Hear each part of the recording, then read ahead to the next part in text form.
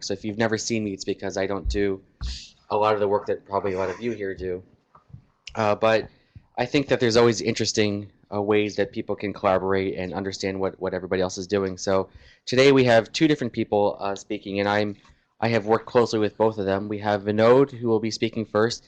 He received his PhD at Urbana-Champaign and is here now for a postdoctoral fellowship, basically, working with myself and Kai Zhang and, from the School of Public Health and Chao Zumei from the School of Information. And we have Yang, who is a PhD candidate right now in working mainly with Chao Zhu and Kai in the School of Information.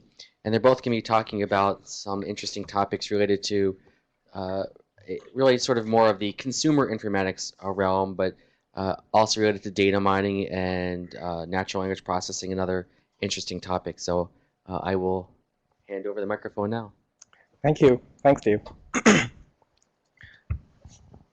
Hello, everyone. Welcome. Thank you to attending the talk.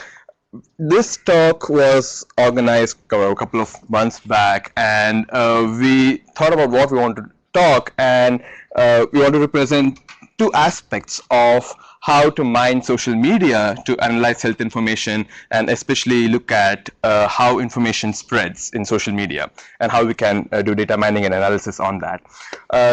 I am Vinod Vydiswaran, as was introduced, and I'm going to jointly present this talk with Yang Liu. But this work really started with, sure, okay, great, thank you. So this work really started with the MCube initiative that Dave, Kai, and Chao Zhu jointly proposed, and that kind of started the work that we two are going to talk about. My research areas are primarily in health informatics and natural language processing and data mining and text mining. And in my dissertation, I focused on information trustworthiness. So how can you believe what you're reading online? Looking at different aspects in news and health, and now moving more towards medical information trustworthiness. Yang is primarily working on his dissertation on health informatics in social media as well. Okay, so when we're talking about online health information, what do we mean? Okay, we have websites like WebMD that will give you some information to patients. This basically is about lung cancer and how a particular treatment, Erbitux, is helping advance lung cancer. We might have blogs and forums that people might not be aware of, but patients are well aware of because they share their information. They talk about their condition and ask for assistance, seek help, both emotionally and information wise, from forums and blogs. There are tweets. Even CDC and other reputed sources give out information so that it is reaching a wider audience than those that might actually go to a website. For example, this one says, though unlikely, a person with Ebola sneezes, if a person with Ebola sneezes on someone and there is mucus contact, then there's a chance that Ebola can spread, right?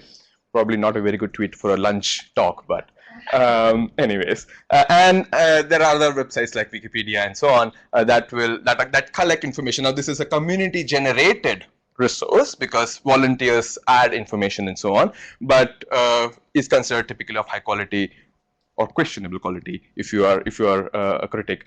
That give you information, that gives sense information. If you search online, you will probably get a Wikipedia page as the top hit. So that is also one of the most visited information source. And we have to deal with information dissemination there as well. Okay, so what are the challenges when we're looking at health information in social media? The first challenge is what I call the potato-potato problem of health informatics, that is health vocabulary gap.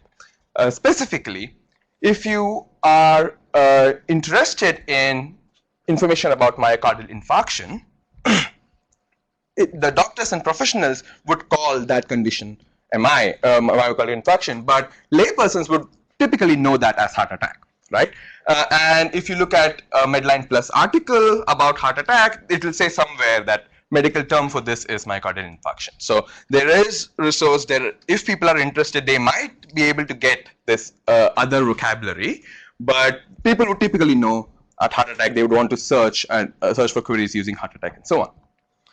Similarly, if it is there are other sites, pneumothorax and collapsed lung, or even for names of substance abuse drugs, right? MDMA, which is itself an acronym, is more commonly known as ecstasy, but actually the street name is even different. It's Molly or Mandy, which are typically more common because pop idols, pop stars use it. It's different in different countries. So Mandy is more common in UK, and so on.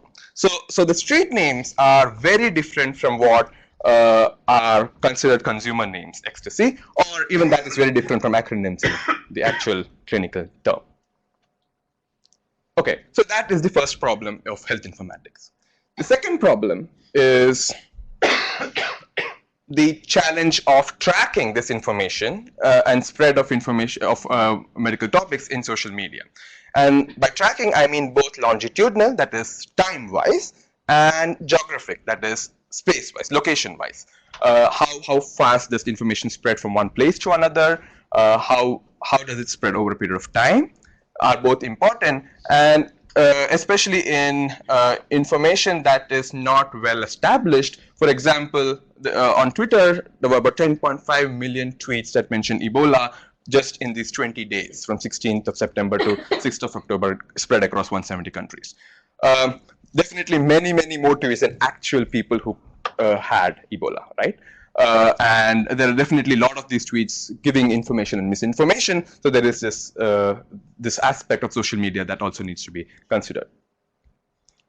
And obviously that it has health practice implications. Okay, so this talk we are going to present on some of the work that we have done to address these two challenges. There are of course many more challenges, but we are going to focus on understanding the consumer terminology. I call this the word cloud problem, and mining social temporal patterns of information dissemination. Let's call it the graph problem, and we are going to structure this talk in between these two concepts. Okay, so let's start with the first. We saw the big problem of vocabulary gap, and it is important because about 70% of those who are online look for health information online. So, and this is based on a Pew survey from now 2 years back, which basically shows that people are looking for health information online. That is one of their primary sources of information, at least the first level source of information, right? But if you are interested in knowing about a particular topic, you would issue a search query. Let's say if you want to know about red blood cells, you issue this query to your favorite search engine, you might get websites such as this. So how stuff works, that will tell you about blood cells and so on. But if you want to know more in detail, more in-depth study of this topic, or if you want to know, get the information from a more authoritative source, then you might actually want to use the word erythrocyte. And then you would probably get, so this is the search result that you get, the first search result that you get when you search for erythrocyte. It's a snippet from the book Anatomy and Physiology, and it tells you what are the learning outcomes, it tells you about erythrocytes, it also tells you that erythrocytes or red blood cells does so and so, right? And what is the functionality and so on. So in general, this is a problem that we want to address, and we want to build a consumer health vocabulary that maps the professional term to the consumer term, the layperson term. And the question is, how do we do it? So information that is presented in professional vocabulary is not easily accessible to a layperson. So if you read advice such as this, do not take naproxen during the 3rd trimester of pregnancy. What it basically is trying to tell young mothers or those who are pregnant is that you have to avoid Aleve. And Aleve is something that is available in every house. So, but this is what it translates to.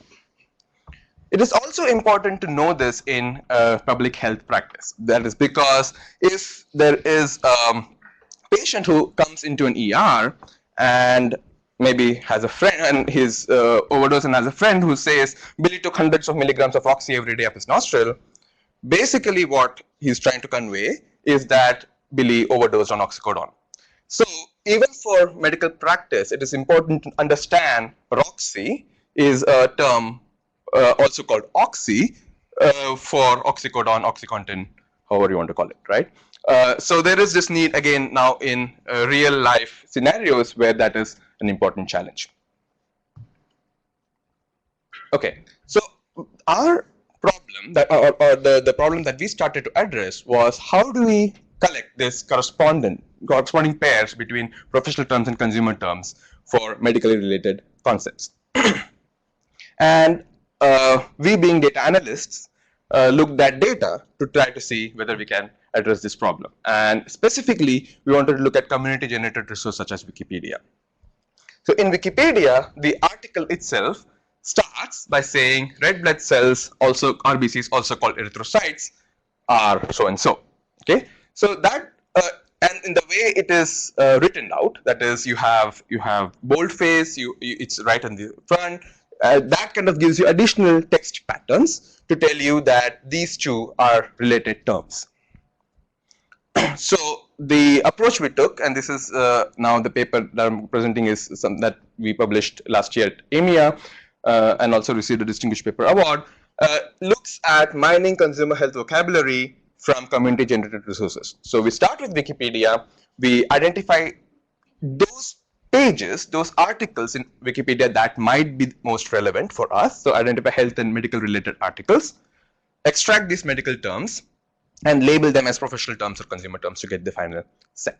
So let's talk about these three steps one by one. Questions? Yes, questions. It might be too obvious, but I have one. I just want to make sure that is there any existing database for this, or like ontology information for this? Good. Yeah, thanks. So there are two things. One, existing ontologies like UMLS have strings and variants of strings. That is one part of it, which is typically spelling variants and so on. It also has a manually created small set of consumer health vocabulary. And I am going to talk about that. I'm going to refer to that later on when I show the results and show how ours is different from that.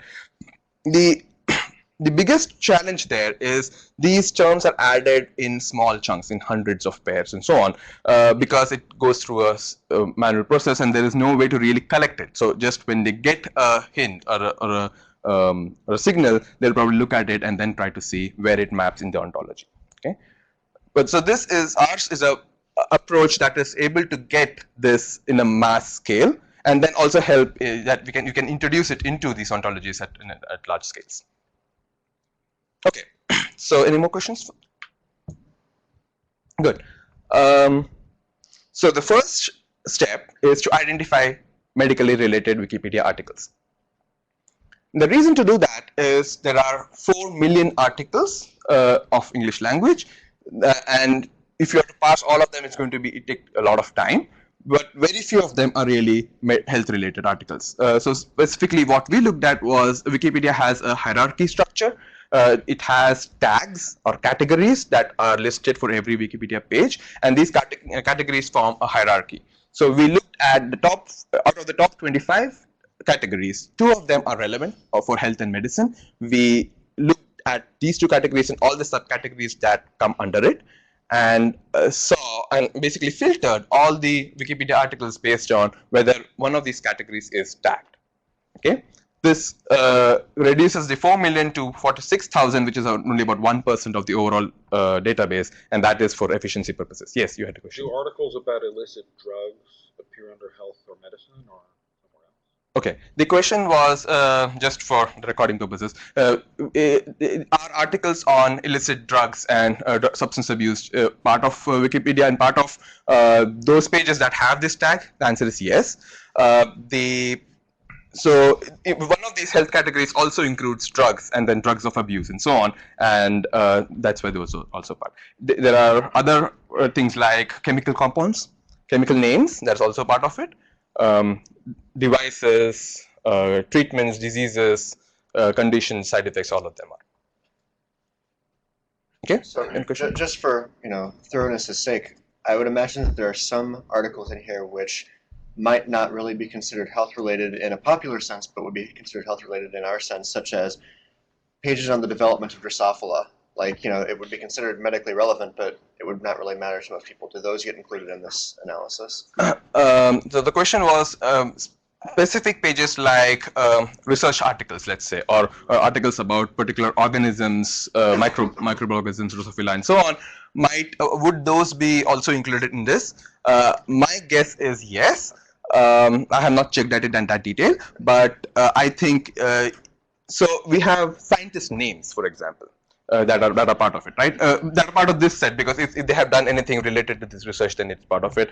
Wikipedia is strangely very diverse in the sense that you have album names and so on one extent, and you have really information about organisms and about particular procedures also as Wikipedia pages. So as far as it is there, you probably have it.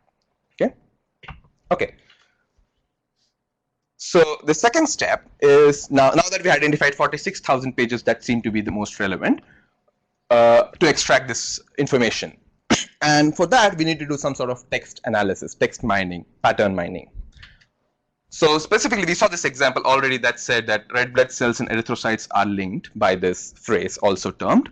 If you look at other examples like halitosis, it says halitosis colloquially called bad breath, so another pattern, or dentures, also known as false teeth, and so on. So it's not one pattern that links these terms, but a set of patterns, and we went ahead and collected them, a combination of manual analysis, first looking at a few examples and then trying to do some automation to identify these pairs and these patterns in general, also known as, also called, also termed as, and so on, commonly termed as, previously termed as. I'll just finish this and then get to the talk. This was collection we started with. Yes, you had a question? I believe they have some conventions to ask all the editors to follow. Like for the first sentence, they have to embolden the terms that they want to refer to the topic. So is that information also used in the system? Yes. So the question was, Wikipedia editors have standards or best practices of making terms boldface when they are first occurring. If they are the first occurrence that is not about this page, then linking to the article, the first reference at least is linked to another Wikipedia article, and so on, and whether these patterns were used. The answer is yes, and that is exactly what makes it interesting data to work on, because you have concept boundaries that now you can identify, right? So concept boundaries, you don't know, you start with red blood, but you don't know whether red blood is the concept or red blood cells is the concept. And the fact that it was actually all bold-faced, and using that as a hint, you could then use that is the concept that you're interested in. And parentheses and all, and so on. Yeah. And also the, like this page might be referred in some other pages, and the other pages might have link name for this page itself. Good. So the question was whether links were used. We did not use it. So this particular work that I said is not using it, but that is the thing that we used, and I'm going to show the results also from that. Okay. But yeah, these are all typical. These are all the text mining hints, patterns that you could use, and we try to use that also. So in a couple of slides, you'll know what that effect is. Okay. Okay. Then the third stage, but even at this stage, you have already extracted these pairs, and we got 2,700 pairs, most of them coming from this pattern also known as, for example, hair removal and epilation, but also from other patterns. So dark therapy and scototherapy, schizophasia and word salad, and so on. Okay, so the point was, this was just using the patterns I said. And if you use other patterns like redirection links and the link analysis, we were able to actually increase it to 460,000 new pairs. So we were able to really scale it by 2 orders of magnitude. And that is because a lot of terms do not have pages of their own, but they have redirect links to the pages of that are more standard. So heart attack will redirect to myocardial infarction. MI will also redirect to myocardial infarction because it's just the same page. Similarly, RBCs would redirect there, red blood cells would redirect to one page, and erythrocytes would also redirect to the same page, and so on, right? Okay, so once we have identified these pairs, the next challenge is to label them as professional and consumer. Why is it important? Because we want to basically get one candidate representative that would be the professional term, and all the others are consumer equivalents of that term, right? So to label that, the question is again, how do you do it? Because at this point of time, we just have a pair, let's say AB. if they were linked by patterns such as commonly known as or colloquially known as, then you can say that A is professional and B is consumer. But this happens only in about 8% cases. So we need to find more automated techniques to do it.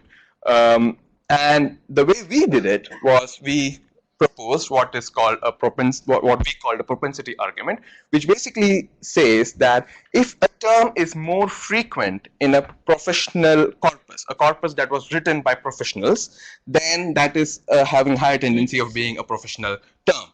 On the other hand, if the term is more common in a consumer corpus, then it is more likely to be a consumer term.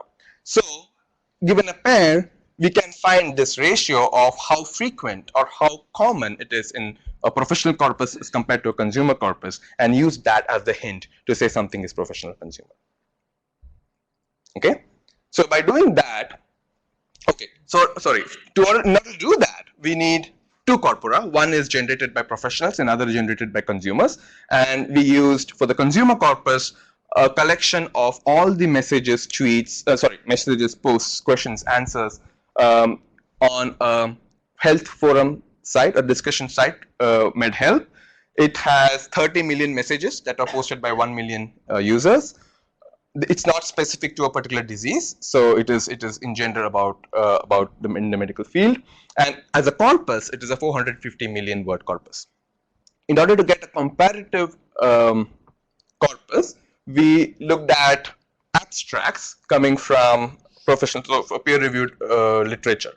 So we got the latest snapshot of Medline and collected the latest 2 million citations that as a whole gave you a 435 million word corpus. The reason why we wanted to have a similar corpus is because we are looking at statistics of how frequent a word is in a corpus, and we didn't want the corpus size to be a factor here. Okay, so now that we got the corpus and we could do this statistical analysis, we were able to label them as professional and consumer. Okay, so for example, we could say Taoism is a professional term and hypersalivation is its consumer equivalent. Okay. So, yes. Since you brought that particular example. Sure. So hypersalivation, I would imagine most people call drooling. Mm-hmm. And so I'm wondering, what? I agree with you. Right, so I'm wondering like how many cases would be like that where the word that comes up as consumer might not really be a commonly used consumer term. It's very likely. Now, and in fact, this does not mean that this was the only pattern found. In fact, we might have also found drooling, right? So I just gave one example. So typically what would happen in that pattern would be Taoism, also known as hypersalivation or drooling, or if you have some other word, right? Then or a series or a list of terms, each of them is extracted and then linked to this original term. So you have. So it's just the case that hypersalivation wound up having a higher metric for consumer than it did for professional. Not necessarily. I'm just saying no, because Taoism and drooling would be another pair that would be extracted. Well, right, but I mean, the point is you have to categorize hypersalivation as either a professional or a consumer term. Correct. And you've categorized it as consumer. Yes. Right. And so absolutely. So because the metric was higher for that word for consumer than it was for correct. So yes. So hypersalivation was more frequent in a consumer corpus as compared to a professional corpus. As a ratio of Taoism. So Taoism was definitely more professional and consumer as compared to this. Right. So and is it the case then that by that metric, there's only ever one professional term for a collection of terms then? So the question is there does our metric then give you only one professional term for in a pair? Yes, and that is because we are doing it in pairs. Okay, but the question is in general more relevant if I expand it a little bit, that there are terms that are used both professionally and consumer, in consumer terminology, right? So these aren't unique lists. Yes. Okay. So it's not as if we have labeled it as just one. It is just that for a pair we are saying that it's more frequent than the other. So there might be another pair where depilation is paired with Brazilian wax or something. Right. Or hypersalivation and drooling. If you just continue the example, hypersalivation would be considered professional term than that, and so on. Yes. So, in this case, I don't really understand what's the purpose of having two separate lists, because For me, like if you want to gather this information, you probably want to say I assign some unique ID to these things and say all these words are equivalent. Absolutely. So the question is that why do we want to really label them as professional and consumer? The answer is yes. Maybe it's just a cluster of words that we are saying are all on this one concept. The question is, we need, so coming back to your earlier question, so in UMLS you also have this problem, right? There is a way you have CUIs assigned to concepts and then terms linked to it. Now the question is, what do you assign, what do you link it to? So do you call stylism as the key, the main word, or hypersalivation? And so, and there are also hierarchies. I mean, you can have hypersalivation and hyper-hyphen salivation as another term which is going to be linking to hypersalivation and so on. So yes, your point is taken. It's just that for consumer health vocabulary, there is this mapping between professional corpus and consumer corpus, and we want to kind of, okay. Okay, so evaluation, we looked at 100 samples and just labeled them in one of these 5 categories. One medical expert looked at it, and the categories were valid pairings with correct labeling, and 54% of the pairs fell into that. The valid pairing with incorrect labeling, that means we mislabeled, were only in 4% cases. 31% were equivalent concepts, that is, they could have been professional or consumer. It is not clear that that distinction actually exists for those pairs. And 11% were related terms, that is, not necessarily in a professional consumer setting, more likely as an EASA setting. Notice that none of them were marked as incorrect pairing. So we did not really extract anything wrong, but if you consider EASA to be wrong for this purpose, then we were 89% accurate. As far as the labeling task, which looks at these two, our accuracy in labeling was 93.1%. It's basically this green divided by this green and red, right? Okay, and remember that there was a question on whether there exist resources. So there is a open access consumer health vocabulary, but it is a very small repository, manually collected. We were able to find many new pairs on which were not in the existing vocabulary, and we in fact found, as I said, 460 new pairs that were not in the vocabulary that now we are adding. Okay, so to conclude, the advantages was that we were able to add thousands of new pairs, so orders of magnitude higher scale with high accuracy. It also is conducive to continuous learning because it's easy to relearn. Wikipedia dumps occur frequently, so it's easy to relearn and correct errors, and to gather new insights and knowledge because new name variants keep getting added to existing to the Wikipedia, and can also add it to consumer health vocabulary repositories. Note that this is based on shallow semantics, just like any other natural language processing or text mining algorithms. It is also prone to errors, especially of this kind, which have entity disaggregation problems. It is a problem that is very interesting and challenging, very interesting to me to work on, but that's a topic of another talk. Okay. So the takeaway messages from this part is that we were able to mine professional terms and consumer terms from community generated resources and do it in an effective and efficient fashion. That is also conducive to continuous learning. Okay, we also released this data set as part of, it's freely available for researchers to look at. The second version, that is a much larger version, is also planned to be released publicly. We are also trying to see if it can be integrated to UMLS, for example. Okay, so that is the first part. Any other questions that was not answered? So what are people using your vocabulary for outside of your? So the question was, what are other people using it for?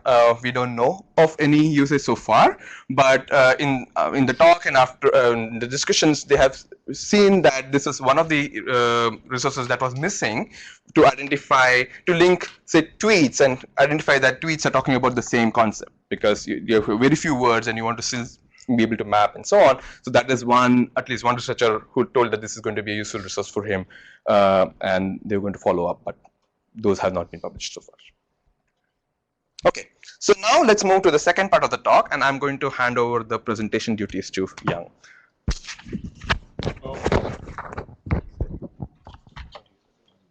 choose Okay. this one. Okay.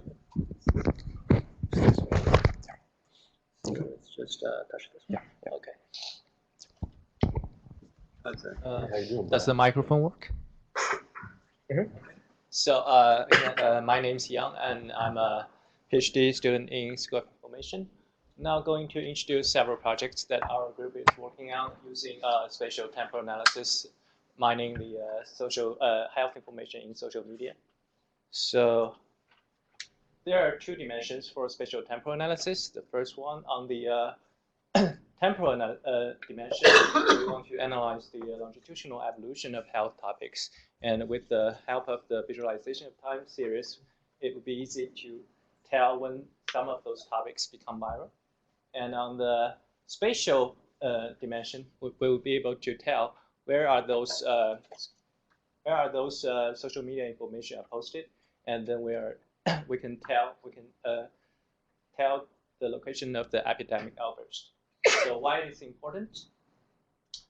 We can use this technique to track some public health crisis, and also we can understand and estimate the impact of social media information dissemination.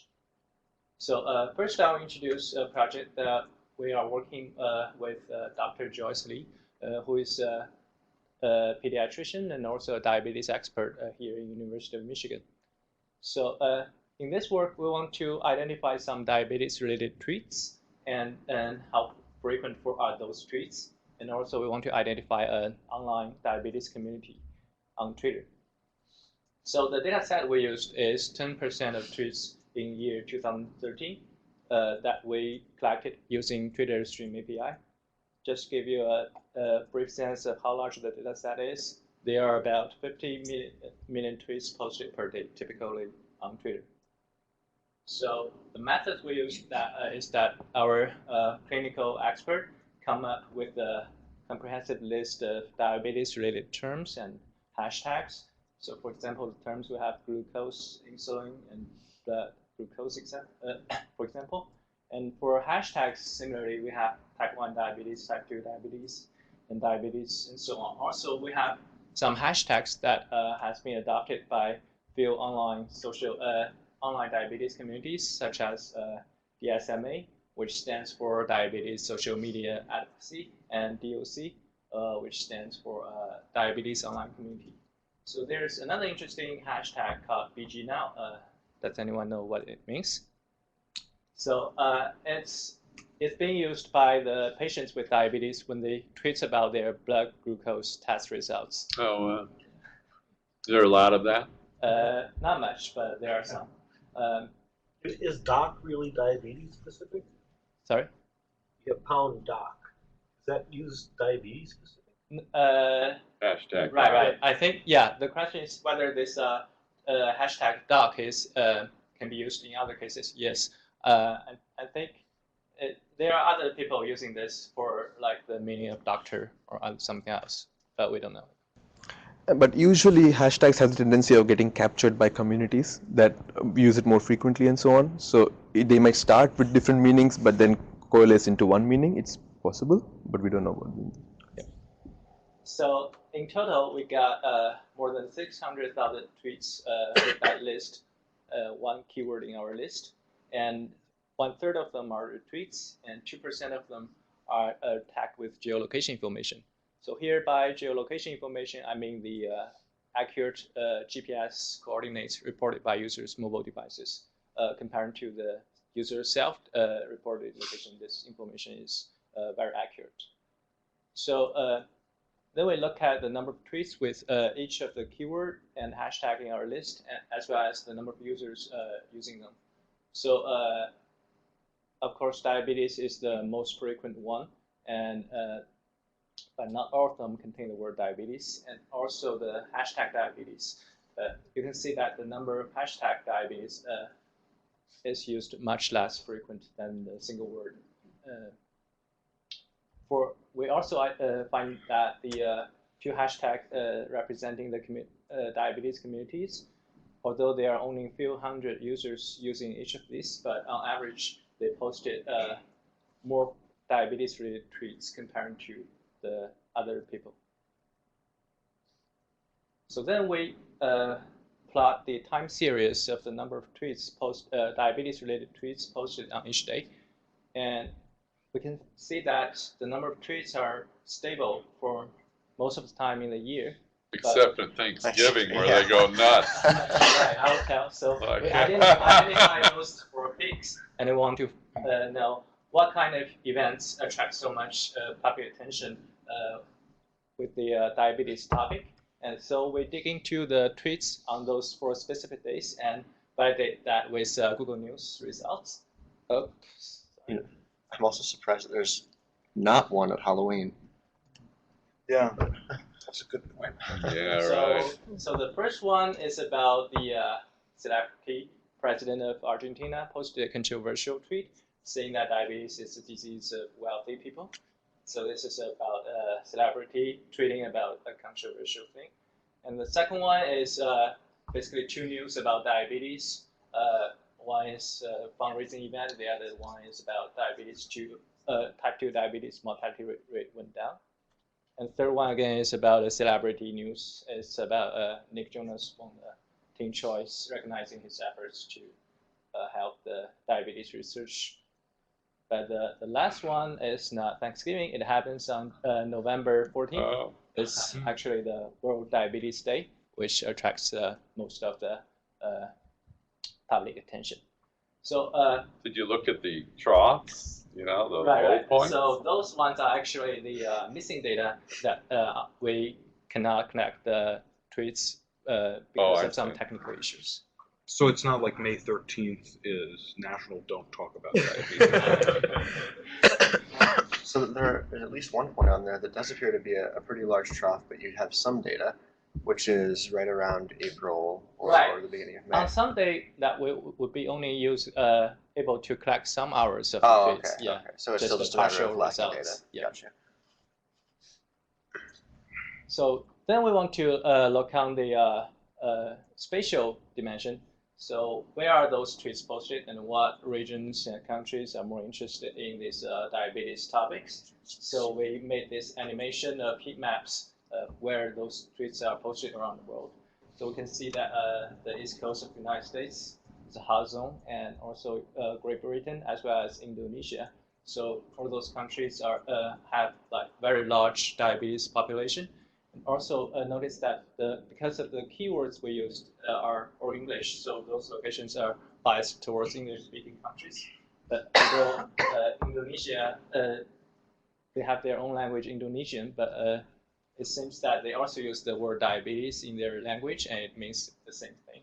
So there are many tweets about diabetes posted in Indonesia as well. So with this kind of visualization technology, we'll be able to quickly identify the place in real time. So of interest. Yep. You mentioned that Indonesia has a different language, but they happen to use diabetes. I noticed there's a distinct lack of activity anywhere in Russia. Mm-hmm. Have you thought about or tried anything with language-specific issues? I don't know what if there are synonyms for diabetes in Russian specifically. But is there any possibility that it's due to a lack of language translation that you're seeing? Yeah. So as long as Twitter service is available in that country, the researchers in that country can always change the search terms into their own language and find out the patterns happens in their own country. Yeah. But I don't know what. Of course, we can use Google Translate to come up a list of all the languages. But it might not diabetes, be right. But it might not be accurate or accurately collect the hashtags that go along with it, right? So that's true. Yeah. So yeah, that's a tough problem. I think. Need some help with the people in that country. Yeah. Okay. So finally, we want to look at who are those users in this DSMA community, which I mean the user adopting the DSMA hashtag. So we recruit some coders from Amazon Mechanical Turk to look at the Twitter profiles of these 391 members in this DSMA group and labeled them as one of these categories.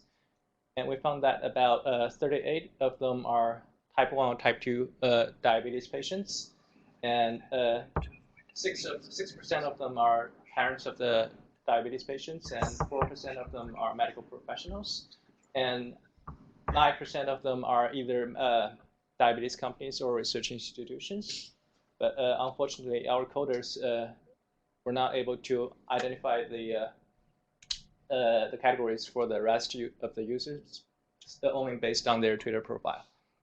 It's interesting that, you know, type 2 is much more prevalent than type 1, but, Right. you know, you've got, you know, type 1, of course, is a serious early onset chronic disease, and, you know, Yeah. it's a harder disease to manage. Right. So, yeah, I think the absolute number of tweets mentioning each topic does not necessarily represent the number of patients for each kind, but it just represents like the popularity of such topic on Twitter. So, yeah.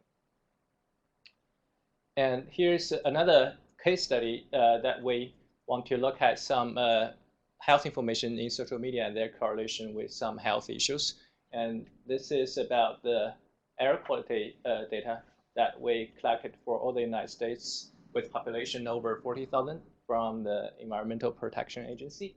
So from this visualization, you can see that each point on the map represents a city, and the darker color represents the worst air quality.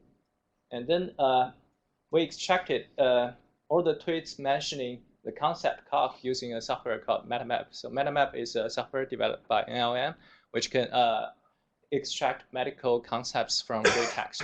So we use this software to parse all the tweets in year 2013 with geolocation information and extract all the tweets mentioning the concept cough. And we have the normalized frequency of the counts of the coughing tweets normalized by the total number of tweets posted in that city. And again, we made a map that the darker color represents a higher normalized frequency, and we found that there's a strong correlation between the air quality and the normalized frequency of the coughing tweets. So, so this is just a preliminary results that we want to show that the social media information can be used as a signal when we want to detect some public health crisis. So hopefully by now I've convinced you that social media information is an important data source to study for both public health and clinical professionals. But frequently, those experts have some difficulty either have obtained the data, or they have some trouble to process or analyze the data in such large volume. So we think we have the data and we have the machines and people. Why don't we build a platform to aggregate the data and analyze the data automatically for them, so they can interpret the results directly using their medical expertise. So then I'll just A question. When you go on something like cough, Mhm. couldn't that be because there's like a lot of colds going around, which you might expect in denser places? There'd be more contact between people. Right. Yeah. Again, So instead of being air quality, it could be city density. That's the true. relationship.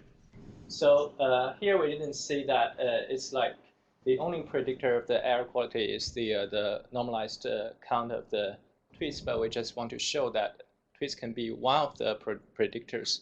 Also, with respect to the accuracy of coughing tweets, is not necessarily 100% accurate being extracted by those software. So there are also studies like how to classify the ROM positive ones and get the accurate coughing tweets, for example. So yeah, I didn't see that. It's just solely because of the air quality that increases the number of the coughing tweets in that city. It could be because of the weather as well.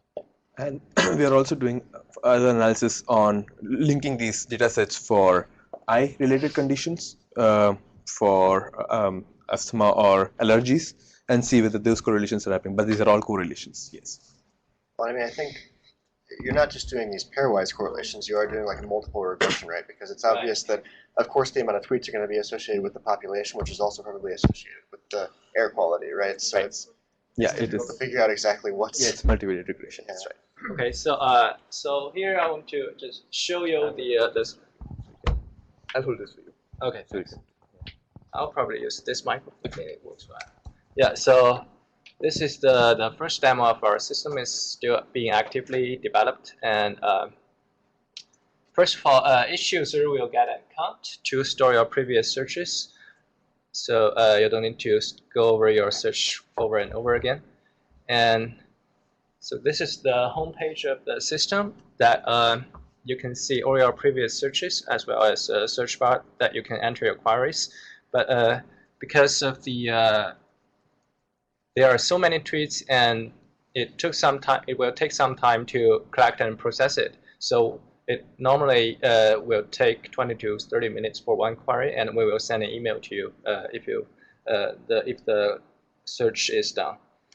But you will be able to immediately look at all your previous searches stored in your account. So for example, we will use diabetes again as an example, that the system will automatically generate the time series. So this is just for August 2014 that we indexed all the tweets in that month. So, and also the similar thing for the animation. You can choose between either the cumulative frequency or like the hourly update of the real-time frequency. So also the system will generate some statistics.